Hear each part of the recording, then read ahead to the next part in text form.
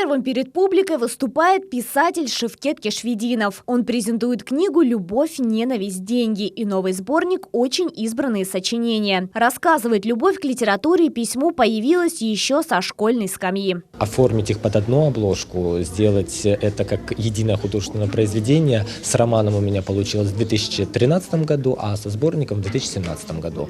Роман вышел в Симферополе, а вот уже сборник был выпущен в московском издательстве «Курс» тиражом 500 экземпляров. Мне очень бы хотелось, конечно, чтобы роман «Любовь, ненависть, деньги», переведенный на крымско-татарский язык, увидел свет, но, опять же, все это зависит от издательств в Крыму. Встреча молодого писателя с аудиторией состоялась в рамках библиотечного форума «Крымско-татарская книга». В районной Джанкойской библиотеке собрались члены Союза национальных писателей, творческая интеллигенция и администрация города. Цель просветительского проекта – популяризация крымско-татарских изданий.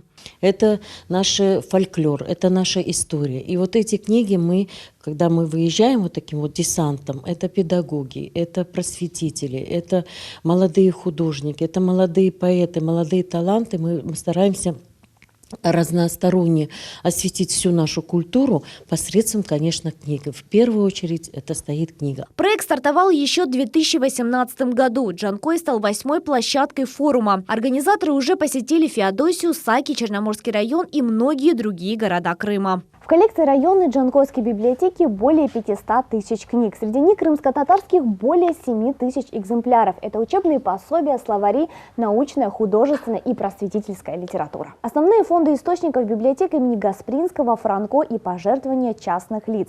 А в этом году к сотрудничеству присоединился Крымско-татарский музей культурно-исторического наследия.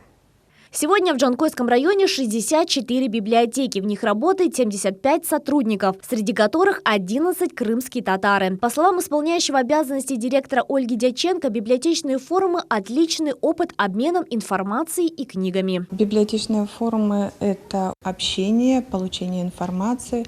На базе нашей библиотеки в этом году проходил форум общения с воронежскими нашими меценатами, с нашими коллегами. Было очень интересно. Следующий форум пройдет в Ялте. Севиля Меметова, Рафаэль Вахидов, телеканал «Миллет».